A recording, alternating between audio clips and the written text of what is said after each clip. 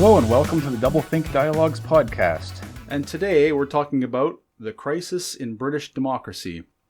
That's a very dramatic title, but perhaps not hyperbolic. So it's come to sort of general awareness. I think based on a vote that happened recently in Parliament, in which so we've discussed British politics on other episodes. So the SNP, the Scottish National Party, it was their opposition day, but Labour managed to sort of partially hijack that with an amendment which is not supposed to be allowed, but the claim was that they needed to allow it to basically safeguard their MPs who were facing threats from some constituents. And then that has snowballed now into a very, let's say, external direction of a recent election, which we'll get into, and then a very dramatic speech by the Prime Minister. So many of us, though, have kind of been seeing this coming and are not really surprised by it, at least not as much as other people seem to be. But maybe I'm one of those extreme racists. I don't know. So I just wondering, maybe John, what are your thoughts? Have you sort of seen this building? Are you surprised by what's happened at all? The potential for it has been there for a very long time, and it just a match to the tinder keg. No, I've probably got that there. The powder keg, isn't it? A match to something could have match to very dry wood. Yeah. Yes, could have triggered this. I would have to say that I get the impression that the Prime Minister may have done himself some good in terms of presenting himself as a person of substance. I mean, I wouldn't like to try and characterise his public image up to now, but he comes out of his set-piece speech to the public, looking a lot more leader-like and significant than he went into it, I would say. And maybe that potential, some big potential knock-on effect was always impossible from October 7, either in terms of splitting some of the Labour support, but certainly in terms of some of the Conservative leader stepping forward to present himself as a national leader, it maybe was beyond what I'd expected. But I don't know what outcome that will have. I mean, I think when we spoke before, I agreed, as we all did, that the Conservatives were heading for wipeout. Now, I'd add the caveat, I mean, I'm not basing that on any special knowledge. I mean, I've only on the same opinion polls that everyone else has seen that it seemed pretty solidly heading that way. But I think he's made a significant step to reducing that effect. Not that's, I mean, whoever wins the next election, that will still be rather superficial compared with the crisis that the underlying crisis that we're talking. Yeah, so I guess, well, since you've brought it up early, then we might as well just continue on with the Rishi Sunak speech and sort of what it means. It comes on the heels of the election in Rochdale, I think it was, where someone called who's being called on certain sides of the political spectrum Gaza George Galloway, and so he basically campaigned very largely on supporting Gaza, an issue that, while of course all global issues have some impact on our country, that's hardly a major priority for most of the British population. And the interesting thing was, it's come out that he almost did a social media thing. So social media, you can target your advertising to specific groups, or you can target specific advertising to a person who has specific interests. He has done similar things in his constituency, apparently, and this is documented by two different pamphlets that were sent out. One pamphlet was sort of very British oriented, opposing the usual things, and the other pamphlet was very Gaza oriented, and they were sent to specifically not to same households, but to two different groups of people within the community. So that's very interesting as well. But back to Rishi Sunak's speech then. So what was first, I guess, what was your overall impression of it? Because I do agree, at surface level, it did seem very statesman, very prime ministerial. And so your first impression, is that more or less what you said? I was impressed by him, which was, I mean, I was more impressed because of the context that I have not ever previously been impressed by him.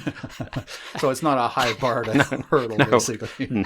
Yeah. It's interesting because you mentioned just before we started that that you've heard people say, he's not supporting vulnerable minorities, basically. Yeah, I think I'd heard it, admittedly in a discussion including someone who I would wrongly perhaps class as woke, was criticising a PMQ's, a Prime Minister's Question Time, in which he accused them, meaning the leader of the opposition and the Prime Minister, of blaming everything on vulnerable minorities, and I'm guessing that he meant particularly the Prime Minister blaming vulnerable minorities. Now, whether he meant the people protesting, and that the Prime Minister shouldn't have been saying don't do whatever it is you've been doing that was against the law.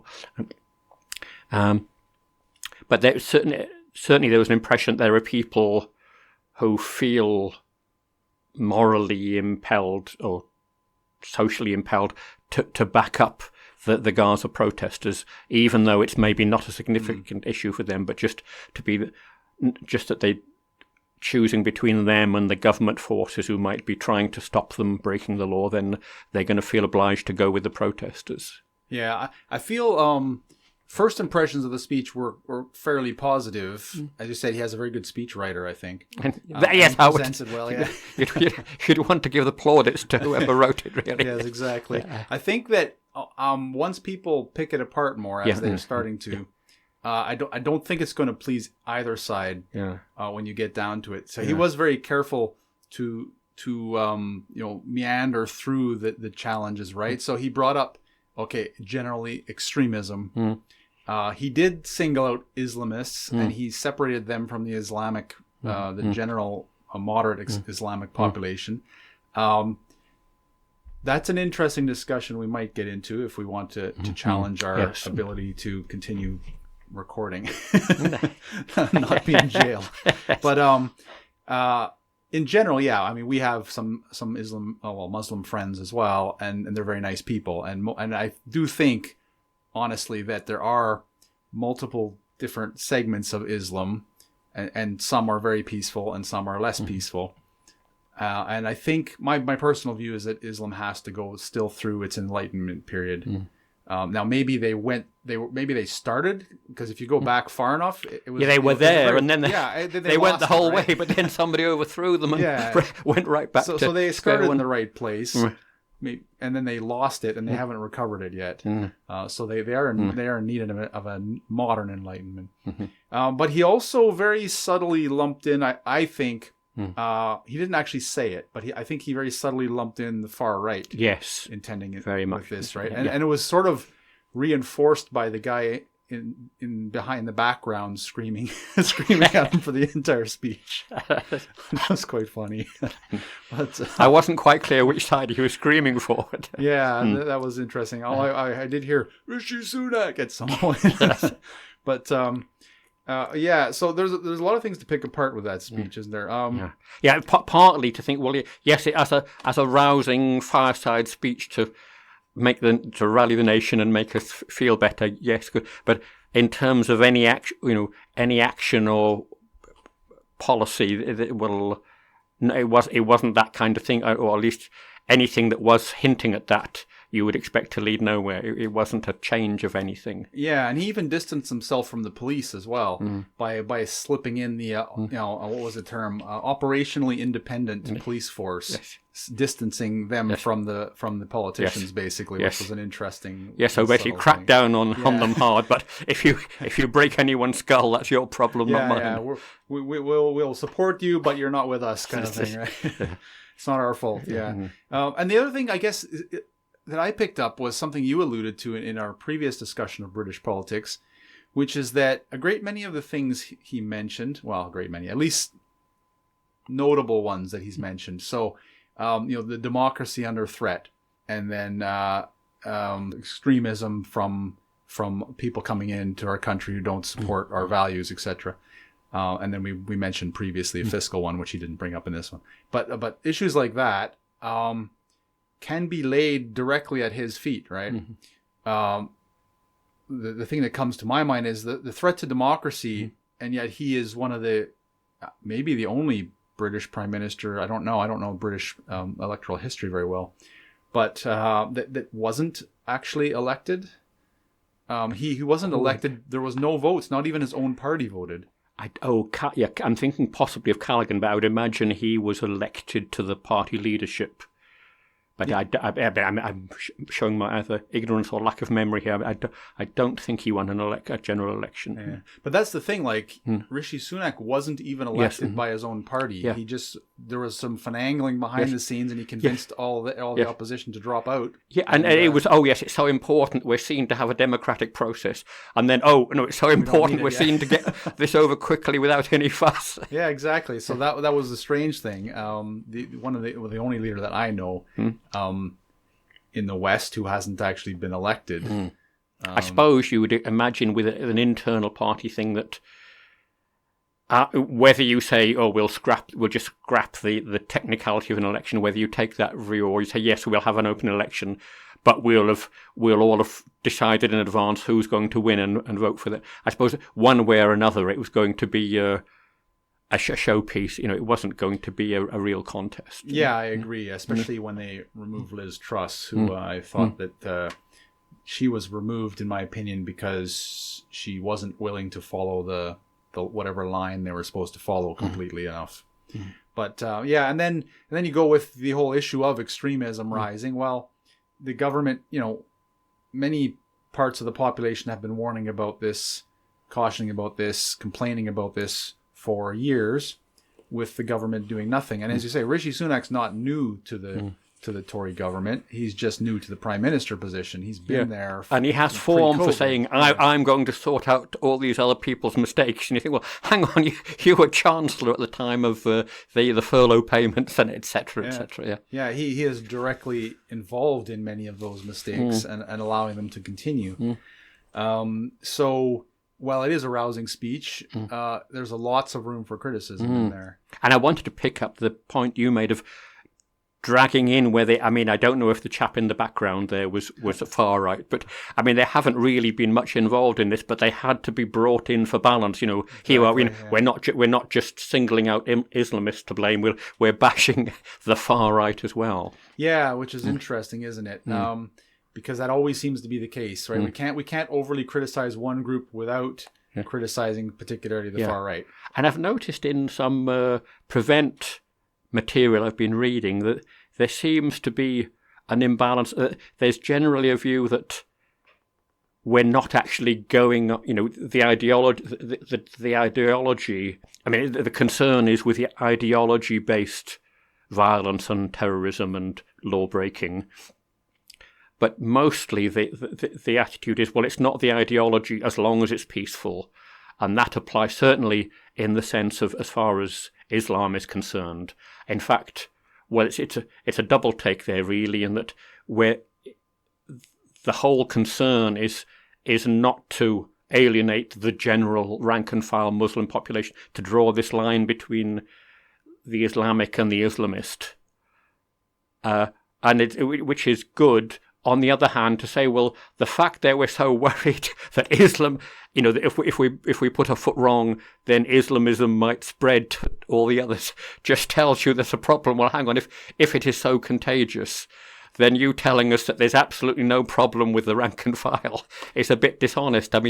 You're actually afraid of where they might go, or you wouldn't be so careful to draw this distinction. So, in that case, we're saying Islamism I don't know if religious people mind being called an ideology, but that as an ideology or a belief, fine.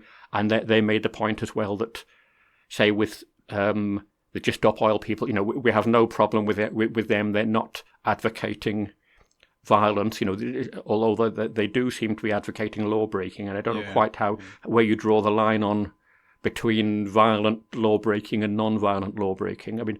The UN seems to be saying that we should be letting environmental protesters do more illegal stuff, even that's non-violent. So basically the law has to be bent. Yeah, with the UN, but that's partly because it supports their agenda, yes, isn't it, that they published in 2015. Yeah. But so there's a lot of groups, so a lot of ideologies where you say the ideology is fine. It's just when it leads on to violence, which is more, it's the step over towards violence is what we're concerned with. Although they do also say, well, we're addressing the ideology, but that only seems to apply in the case of the far right. Yes. Where I would say, a lot of people have views that I would think, well, yes, they're calling, and I hesitate to include me in this, but they seem to be saying this is far right, even to people who are to have said nothing about breaking the law or terrorism, unless they were just very angry that day or something. Well, we saw this. We saw this in the Black Lives Matter protests when they started pulling down statues, and you have people who were considered the far right simply showing up to defend history, basically, and historical monuments, and then being called terrible things. Yeah. So I definitely agree with that. Yeah. So the idea with the far right, it's the ideology itself, even when it's not, and it's being addressed. I heard mention of saying, well, let's get them playing football with people of different ethnicities. Basically, that already happens. Yes. That's the norm, basically. Yes. Isn't it? Yeah. But but we're talking about actually getting in there and playing with their emotions, which we're certainly not saying that. We're not saying, well, go out and get some Muslims to have a bit of alcohol or a bit of bacon, and that'll soften the. We're definitely not messing with their ideology, but we're seeing it as our duty to mess with the ideology of the far right, even though they haven't got for the almost all of them haven't got the link to violence. Yeah, we should probably have an episode on the discussion of the far right. As a very brief segue, I did hear a discussion recently that supports an idea that I've been having and kicking around, which is my perspective is that you could start with the yin yang, for example. One side is considered the masculine energy, one side the feminine energy, and I think that the left and right politically are essentially the same, right? So the left being the feminine energy, and the right being the masculine energy, and as you've seen the rise of let's say fairly strong militant aggressive feminism, and I'm talking about since more or less 2010, when the really strong versions as trying to eradicate men from various spaces,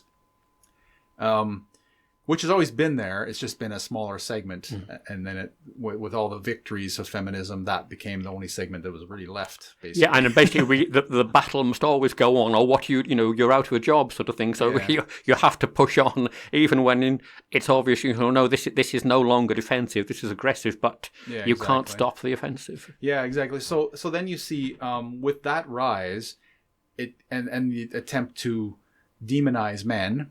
It becomes natural that you demonize the right and the far right in quotes, because everything's far right to someone who's on the far left.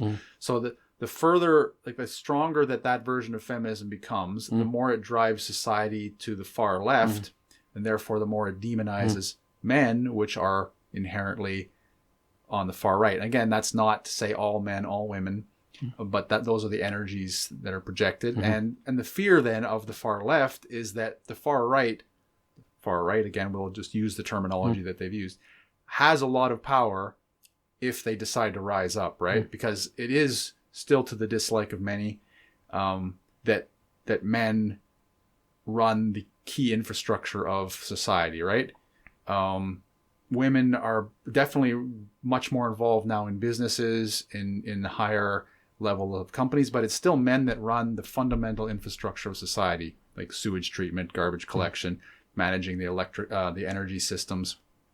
And so men still have a huge amount of power, and that's frightening, I think, to the far left as well, which is why they keep trying to make sure they sort of suppress them.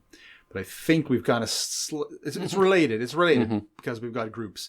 And so with going back to then the Islam issue, which is the central piece of this current discussion on the crisis of British democracy, because it is sort of the Gaza-Israel conflict that is then driving certain groups within England largely Islamic, but not entirely.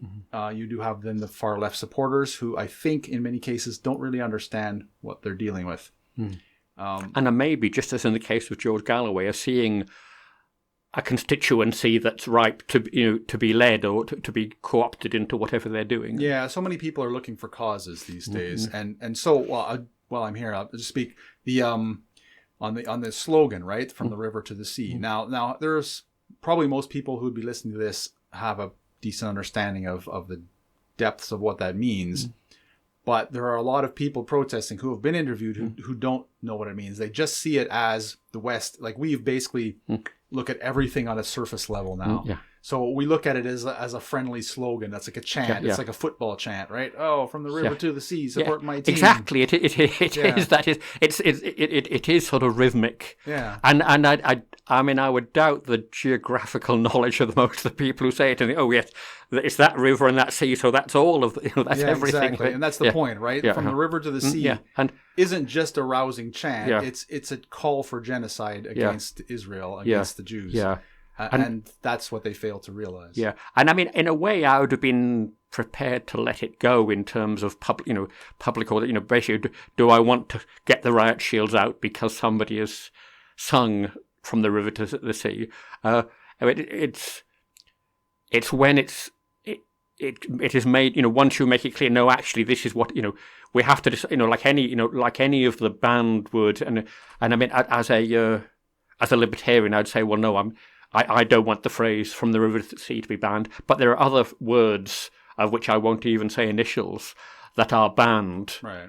And I'm not going to fight that by saying, well, look, I'm now going to say some. I'm not going. But so I'm in a sense that once we make it clear, actually, the accepted meaning of "from the river to the sea" is this.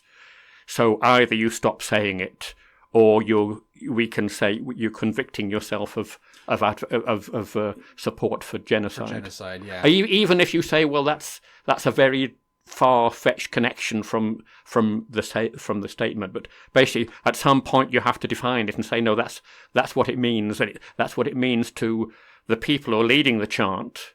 If you're joining in the chant, you have to be aware that that's what you're chanting. Yeah, no, completely agreed. And I'm with you on the libertarian stance on free speech, definitely.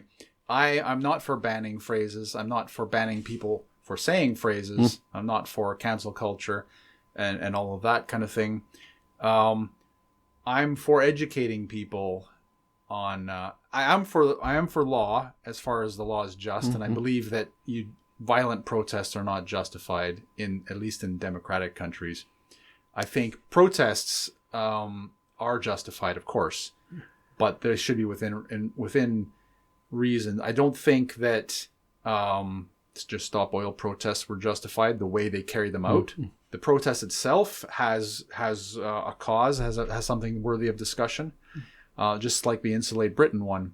I've been saying Britain's not insulated well since I arrived here, but so there's causes to be valuable and important causes and concepts to be discussed within these protests, but violent protests threatening is not the way to do it. And education from both perspectives, because with the Gaza-Israel issue, you do have both sides now. This is an issue. This is a very strange thing as well, right? Both sides claiming, with certain justification, that they are under threat of a genocide. That's one of the... I think it's probably the... Correct me if I'm wrong in the comments, but it's probably the only case in the world where both sides of the conflict can realistically argue that they're under threat of genocide from the other side, right? It's such a bizarre situation, and it's something that we have to really approach. And again, it goes back to my view that they're both pawns of larger powers, which is why that whole issue exists in the first place. But we're not going to get into that, I don't think, today, maybe. But it is very weird that you have to tread this very lightly and very carefully because both sides are threatened. Both sides fear genocide of their people, and both sides have some justification in those.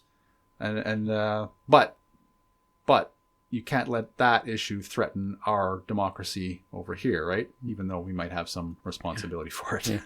And we have here So on that basis, you'd say the Middle England, so to speak, whether you mean ethnically or religiously or whatever, just a random sample of people, are sort of balanced in the middle. Yeah, yes, we unreservedly condemn October the 7th. Yes, we would like to see very strict collateral damage controls in the war that inevitably follows from that and is ongoing.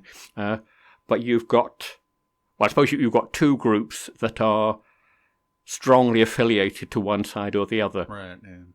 And the most conspicuous is the Muslim side, both in terms of numbers and in terms of the fact that their numbers are not only larger but growing, whereas I would imagine the Jewish population are both smaller and probably declining given migration to Israel, and us in the middle. But it's a level, it raises a level of an area of concern where on one level you can say, well, our concern is that if we have a group of people who lean politically in a way differently to the average, that might be expressed in violence. So that is the Islamist concern. But then there's the concern, well, actually, even in terms of voting, it's a concern that suddenly there's political influence in a group that has a different view to us. And why did we allow that to happen? If we wanted the country to be run the way we wanted it to be run, why did we let in a lot of people who wanted it to be run differently? And you could say, well, yeah, of course, if you let them in and on a permanent basis, they have to be enfranchised. But does our system give them an excessive influence? And I suppose in the future we're going to come on to electoral reforms and say, well, will that give them more influence or less influence? But there's a strong sense in which all the main parties rely to an extent on minority votes.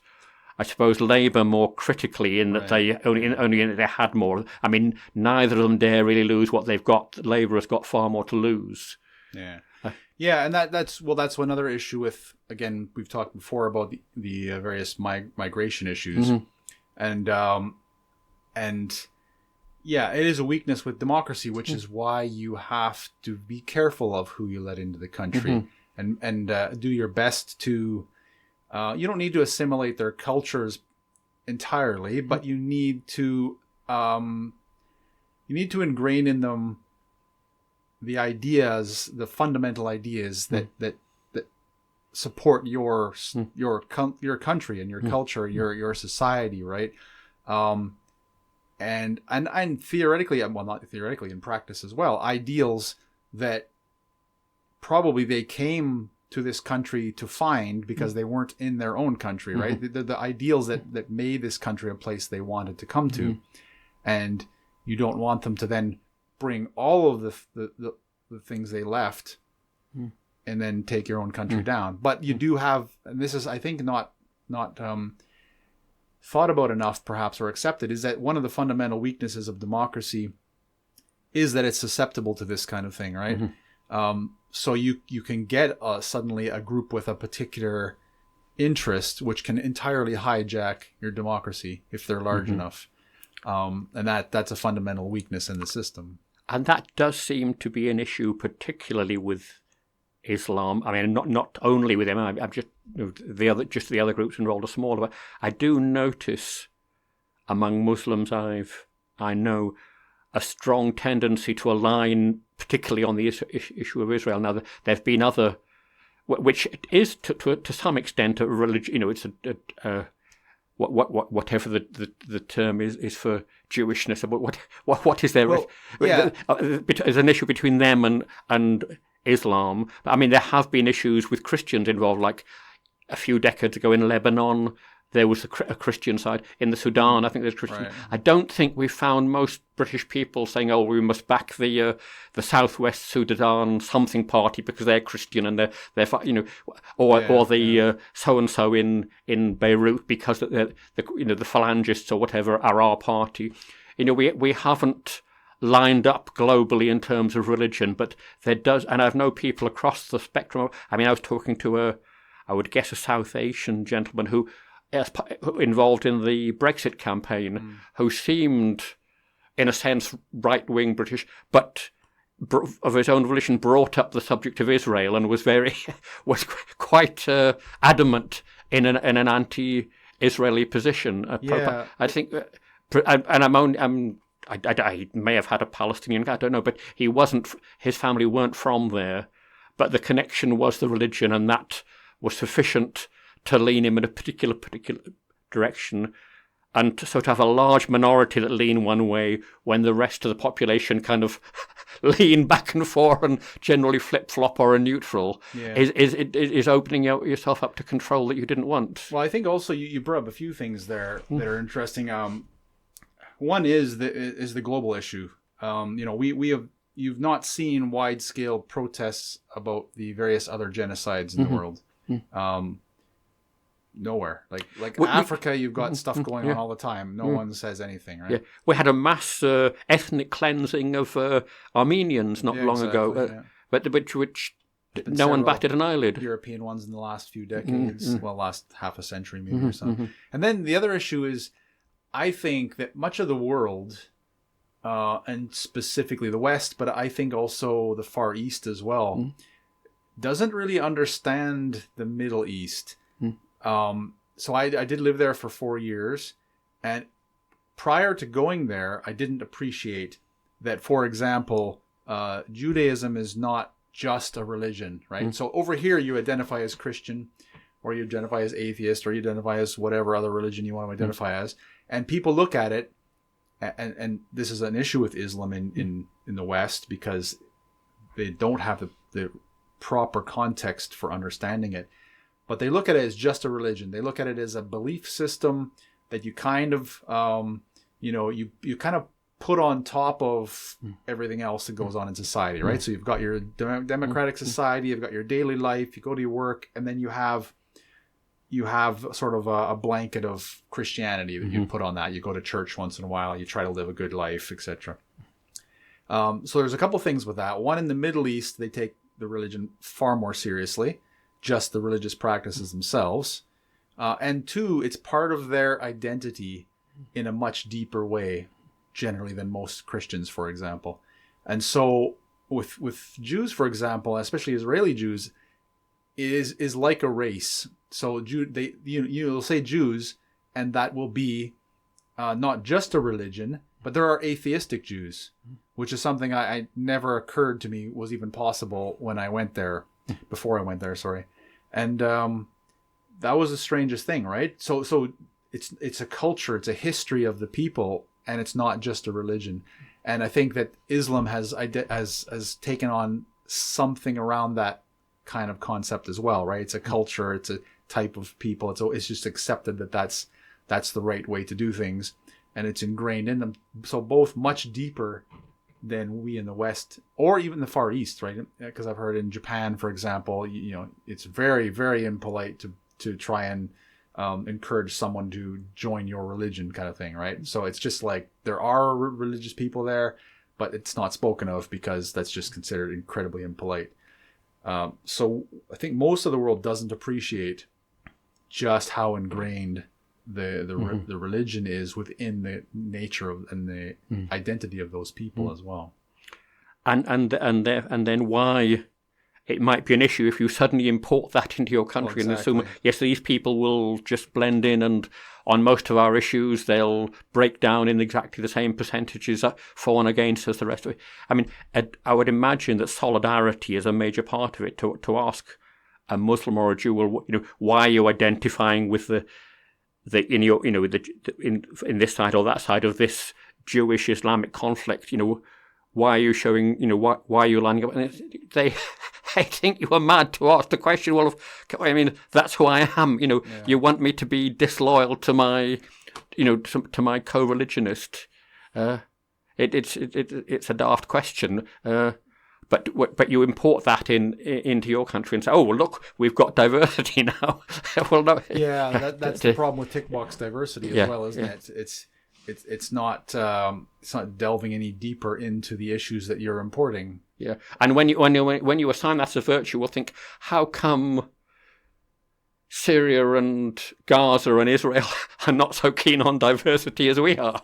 Well, that's the weirdest thing about the viewpoint of diversity as a strength is it's simultaneously saying or suggesting, oh well, we want to incorporate people of all cultures into this wonderful multicultural world, but then it has to, by extension, also say, well, look, that country's bad because they're not multicultural. That country's bad because it's not multicultural. That country's bad, right? Like China's bad, Japan's bad, all of Africa's bad. Like that's the extension of the diversity is a strength and a virtue idea, is that the rest of the world, by extension, has to be not as developed and not as wise as us. And you're simultaneously trying to build up minorities while also telling them that they're actually lesser than you, right? It's such a strange ideology. And it's an it has the arrogance that they ascribe to, the so-called far right or the white supremacists. Yeah. They are not in so many, but they're clearly saying we are morally superior to the rest of the world. There have been some funny, intentionally comedic YouTube videos pointing out that exact thing, right? where there's two guys sitting down. One guy has a T-shirt that says far right, and the other guy has a T-shirt that says like progressive left or something. And they agree on almost everything, basically, which is, and that is the way it is, right? They agree on almost everything except the fine details. Like you could argue, if we take the sort of nastiest part of the far right, you'll say, okay, they're racist against, the way I phrase it is they're racist against others. So you'll appreciate that they're predominantly in the West, they're white males. So they're a racist against non-whites. And then you go to the far left, and they're racist against whites, which is generally themselves, right? So they're racist against themselves, whereas the far right is racist against others. But fundamentally, they're both racist, right? But if you went to most other parts of the world, you'd say, well, yes, these people aren't exhibiting racism. Well, actually, no, there are no minority ethnic groups that are arriving in growing numbers. Give them the threat or the phenomenon, and you'll soon see how non-racist they are. Yeah, and that, in an upcoming episode, you'll see a discussion with a British expat living in Taiwan that I just interviewed recently, and he said the same thing. Like, no other countries in the world outside of the West have these weird issues with their borders. Everyone just says, well, of course you're going to have a strong border control. You don't want, people who are going to destroy your society coming into it. But here in the West, we've got all this weirdness going on. Yeah, and including the fact that the other countries are wrong because of their militancy, their devotion to keeping their own culture and ethnicity, and to the extent that we then have an obligation to offer refuge to people fleeing that, including, say, a woman recently charged under the River to the Sea thing. I think her offence was the microlight aircraft, which was a symbol of its use on October the 7th. October 7th. She had actually, so basically has a T-shirt I should say implicitly, but very strongly implicitly praising October 7, the attack by Hamas. She's in this country because she's in fear of Hamas because of things her Palestinian family have said about Hamas. Well, hang on, there's something very. And that's surely she's safe to go back if she's that if she's that much of a Hamas supporter. Exactly. Well, maybe not while Israel are in there, but in general, she would have been okay in Palestine. Yeah, that's the inherent hypocrisy of the West, isn't it? Is that or intentional ignorance, one of the two, however you want to view it. But it is, okay. We're allowing people to claim refugee status and refuge in our countries, despite the fact that they then support their old countries and, in fact, the leadership that they're theoretically fleeing from. How can you hold these two divergent viewpoints? You're either in refuge from that, and that country. It's not a country that you're in refuge from. It's a political system. I mean, virtually always you're in refuge from a political system. Yes. So how can you then support that political system? Anyone who does that, I think, should be immediately deported, right? Obviously, you're going to be happier where you made a big mistake coming here. You were probably brought here against your will. Time exactly. And it extends. I mean, I think there's a lady just gone to prison I think the first case of its kind in more than a decade. The law's been for involvement in delivering someone for female genital mutilation. Now you'd say probably a large part of the case for her coming here from there was, look how, how dreadful this, they practice FMG, obviously women from there should be allowed to come here. Well, surely not if they're then shipping their niece back to get the same treatment. Yeah, exactly. That kind of thing should be looked at pretty harshly, I think. And I would be in favor of deportation for certain in those cases. But I think we're pretty much out of time. So final statement then. Does Rishi Sunak's speech inspire you to vote for him this year? I would have to say not. The fact I'd hesitate for a second is an indication of how surprisingly good it was. He's earned a hesitation in me saying no. That really it doesn't outweigh all the rest of it, and it doesn't even outweigh the fact that probably Labour would be worse on these issues. Right, and I suppose that leads into: did the speech do anything to improve the crisis in British democracy? I don't think it'll cut much ice with the people who are actually going out and breaking the law or liable to break the law. It'll have caused some nodding of heads among the people who thought that anyway. But since none of them were planning to do anything about it, because I mean that is our nature. We turn out and vote, and some of us may even do podcasts. But basically, we don't run about throwing stones and picketing people's houses. So I don't think any real difference. Right. Okay, well, that's all we have for you today. So thank you for listening. If you've enjoyed, please like, share, subscribe, and we'd love to hear any comments you have. Surely there must be some comments on this episode. Are either of us still employable in any public capacity? Exactly, or do we have to stay inside our houses in fear? Yes. And we will see you on the next episode of Doublethink Dialogues.